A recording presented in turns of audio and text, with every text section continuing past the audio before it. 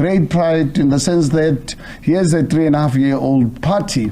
Party launched during COVID, but at the same time, we're a party that's today represented in all 3 spheres of government, at local government in a big way.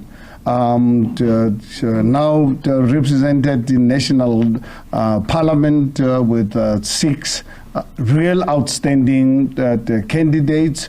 Actually, our marching orders to our team is that, guys, you 6 of you, but we expect results of 60 members of parliament. You must go out and box like you 60. The opportunity does exist for them to go in the box in that way, because we are going to really be the real alternative fighting for the people of our country. So as much as, yes, we did not achieve what we wanted, but I think we need to really we must not be hard on ourselves and really accept these results with great pride.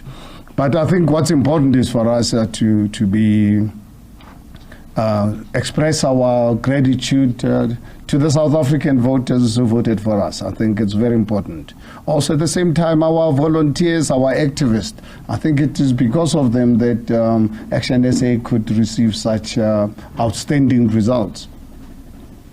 At the same time, also, to members of the media and our funders, people who had confidence in us, assisting us to give us the necessary resources to really be able to achieve the kind of historical results that we have received. So, yeah, we're excited to going to the national parliament with the 6 real professional people who would really be able to represent the people of South Africa, because they're not there going there to represent ActionSA. We said you must go there and represent the people of South Africa. It is for that reason Michael and I decided to step back to say, look, there's a lot of work that still needs to happen in this country. Local government elections are around the corner. And as you can imagine, the scale of local government elections, please bear in mind that in 2021, we only contested 6 municipalities. So this time, we have to really go as wide as possible. And you think putting structures in the 9 provinces was a lot of work. Yes, it was. But you can imagine at local government level, and local government critical because it is at the coalface of service delivery. So for me and Michael to be in government, we thought it would really be a bad idea. If we are serious about saving people of this country, let's send a team that can represent us. We are not the only 2 people who can really deliver for people of South Africa. No, we have to really demonstrate to people of this country that it is not about our stomachs.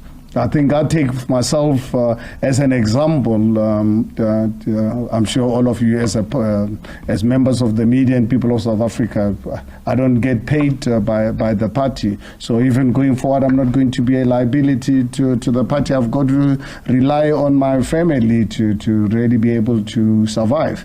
But at the same time, I can tell you and assure people of South Africa that they're going to see more of me than they've ever seen me before. My commitment to this country, because of the outcome of these elections, makes me much more resolute and much more determined to find a long-lasting, sustainable solution for future generations. Because if you look at the outcome of these elections, honestly for me, and a lot of people I've spoken to, we are nervous of this outcome. Because these results have actually demonstrated election results on politics of identity. I think for me, as a South African, I thought 1994 we buried politics of identity. I so eloquently remember and I have a picture of Nelson Mandela and Desmond Tutu. Paid a fortune from one of the greatest photographers in this country. I've got him in my TV room, of two great South Africans I so dearly admire, Nelson Mandela and Desmond Tutu. Nelson Mandela actually taking a long-term view of the kind of South Africa that you want. And Archbishop Desmond Tutu came out with the concept of a rainbow nation, something that actually took the world by storm and made us as proud people. But here we are, 30 years later, South Africans on their own, without HFL route, coming out with cohesion and force. People of South Africa voted on a basis of identity. It is for that reason, for us as ActionSA, we said, this is not going to happen under our watch.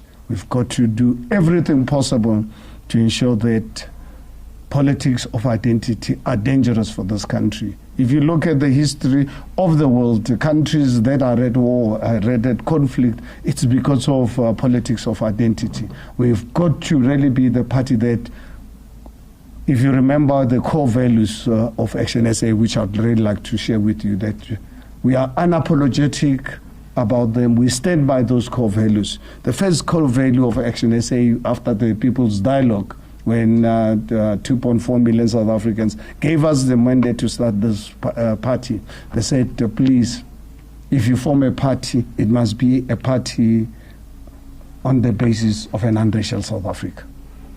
And this result does not, this current latest result does not demonstrate that. Yes, we need to, obviously, as part of our discussion, is to really look at why people decided on their own, in a democratic environment, decided to go and voted for politics of identity. So we've got to really engage them. It's for that reason that that one needs to really be focused on that. We need to create an unracial society for future generation. At the same time, we're a political party that believes in the rule of law. Just for an example that you might think is small, but for us it's big. Michael has just announced us pulling out of the MPC. We signed that agreement in front of people of South Africa through the media. We signed that agreement with full commitment to the spirit of that agreement. And one of the agreement I think for us it's very serious. The fact that we committed not to entertain any negotiation whatsoever with the ANC. I'm sure it is there, everyone, that agreement, it is available. And at the same time, we are saying, we agreed in that it's part of that agreement. We said, any party after the elections, it is up to them to really take whatever posture or decision that they take. But if you take that decision, then you must resign from the multi-party. Multi-party charter. So no one is actually forced to really be part of the multi-party charter. So we were surprised, taken by absolute total surprise, when parties started negotiations without obviously respecting the constitutional commitment that we made to the people of this country. So we're the first party to say, okay, fine, people, some party have decided to go and negotiate, and it is their right. And I think if you look at it, it is their right. We cannot really stop them. But at the same time, for us as ActionSA to remain in an agreement where some of our members of the multi-party, they are in breach of this agreement. So we want to formalize this. We don't have to cry like babies. We don't want to be cry babies. I think we want to do what is right, is to believe in the rule of law. Right? Let's step back and allow these political parties to have the freedom to do what they want, because we don't really stop them from negotiating with any other party. But we had an agreement that we'll never agree with entertaining any negotiations with the ANC. And as you are aware, negotiations are underway, and these parties have not resigned from the multi-party charter. So they are in breach. And I think for us as ActionSA, our belief strongly is that were we betrayed? Do we feel betrayed? Absolutely not. People who are betrayed are people of the South African people. They're the ones who have been betrayed, because political parties, all of us, went out on a massive campaign on the basis of not working with the ANC. We signed that agreement in front of the people of this country. So we believe very strongly in the rule of law. So that is just to really give an example of how committed we are to the rule of law. I can go on and on issues of the rule of law. One of the core values of ActionSA is ethical leadership. You know, I was born and raised where, as I've said many times before, and I'm happy to repeat it here today to you, that my grandfather taught me and instilled in me and demanded of me not to stand on a fence. He always reminded me all the time to say, my boy, if you stand on a fence, you're going to fall and you're going to hurt yourself. So rather be on the ground. But when you're on the ground, you must understand no one is going to like you. That's fine. What you just need to do what is right. So ethical leadership is something that I think it's lacking in our country. And that is why there's this massive trust deficit between politicians and civil society. Civil society don't really trust us as politicians. And can you really blame them when there's no ethical and moral compass in our behavior? We're the kind of society where we say one thing and we go and do something completely different. If you look at the kind of leadership that has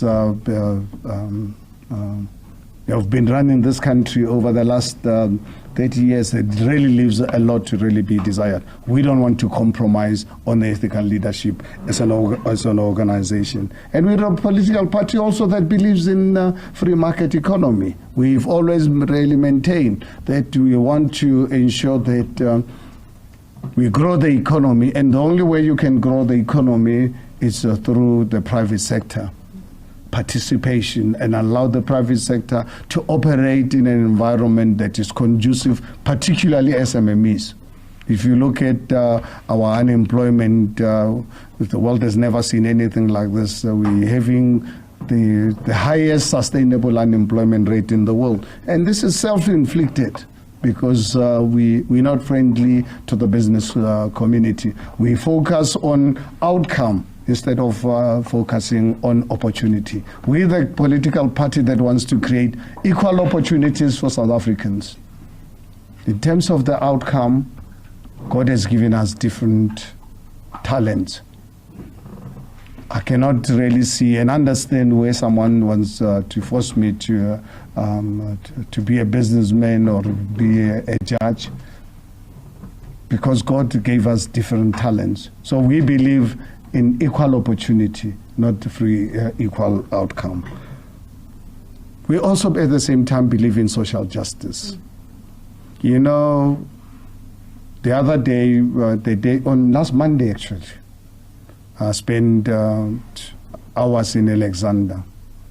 And I said to myself when I was addressing the community of Alexander, I said, you know, in 1996 when South Africa adopted our constitution, it had a Bill of Rights. I see in this country, people of Alexander and lots of other places throughout the country, they're better off in prison than outside. Because in prison, they are guaranteed of 3 meals a day. They are guaranteed of even voting to deciding the future of this country, while actually having broken that trust with society. That's why ActionSA, from day one, we said social justice is it's at the core of the formation of our party. We are going to not apologize to anyone, be pro-poor, but pro-poor on a basis of saying our people are going through a difficult time. And we are saying those who are privileged, let's work together to uplift not to say everyone must go down. We are saying we want to uplift our people. So we are unapologetic for really being a pro-poor government. This is just to really share with you that we are not going to compromise on those issues. And these are the issues we're going to be taking out to the public. As it relates to the IEC, remember at the press conference regarding how IEC ran these elections, without any doubt, I think one does not have to really be a rocket scientist that a lot needs to really happen. Lots of issues that happen. But at the end of the day, let us not really be a country that wants to plunge the overall country into a chaos on minor issues that happens. Because in any given environment, I'm sure you know what happened in the United States, a country that's been running elections for so many years. You remember the outcome of the last elections. Even up to today, Americans are still dealing with this matter. But that does not mean that we must collapse the government. That's why for us as ActionSA, we've accepted the results. As much as I can show you evidence of some of the cases where we believe we were done in, but at the end of the day, we really put the country first ahead of our own personal situation. But at the same time, what we're excited about is that we're going to have 6 national parliament representation, and we want them to go and raise this issue of the capacitation of IEC. IEC needs to be capacitated to be able to deliver better elections than they did this time around. They need resources, they need professional people, because they don't just really need money. They need to really make sure that they are capacitated properly, and our team is going to ensure that happens. But at the end of the day, we want the country to move forward. As ActionSA, we accept the results as they are, to have been free and fair, and we want to really move on as a country. I think. In closing, I want to reiterate again, Michael raised this matter, and I raised it myself, as to why Michael and I are not going to Parliament. I think it's important for fellow South Africans, on the basis of the things that I've shared with you, where South Africans, on their own, took a decision to vote along politics of identity. So that means there's a lot of work that needs to really happen. It is for that reason that this becomes a huge priority for me. I want to use my privileged position, because I don't need a parliament salary to survive. I don't have to really be a burden to our party to support me. But at the same time, I think I must use my privileged position to mobilize South Africans to understand the dangers of identity politics. So if I have to really go to Parliament, you can imagine I'm going to lose, whether I'm going to lose an hour or I'm going to lose a day or so. I don't want to find myself any day where, instead of going to address a community meeting and going to attend Parliament, I've got to really make a decision. I'd rather make that decision upfront to say, no, I want to go and attend a public meeting, and not really having to feel guilty that I'm missing my Parliament commitment. Because if I accept to go to Parliament, I have to go to Parliament and not fail the people of this country. So I don't want to really be put into that environment of making such a decision when I can see in advance. Because you can understand, if I go into Parliament, I've got to not only be in Parliament, I must serve in the committees. Now, that's what I'm saying is, I've taken a decision, instead of failing people of this country by missing my commitment in Parliament, let me use my privileged position. I'm choosing to go and engage South Africans, to unite South Africans, because this result is not the end of the day. It's a beginning of a new chapter for my country. And I've decided actually to pursue this route on putting my country ahead of everything and use my privileged position in that regard. And I'm really so confident working with Michael. I've had a privilege working with Michael as my chief of staff when I was the mayor of the city of Johannesburg. That's how we met. And his work culture exceeds anything that one can ever think of. So I feel I have someone to really work with me to ensure that we can deal with this politics of identity. But at the same time, we are represented in national government. We are represented in the Gauteng legislature. We are represented in Mpumalanga. We are represented in the Northwest. So, and the work of preparing for 2026 has begun. So thank you very much, fellow South Africans and members of the media. Then leave it to you for any questions that you might have. Thank you very much for this opportunity.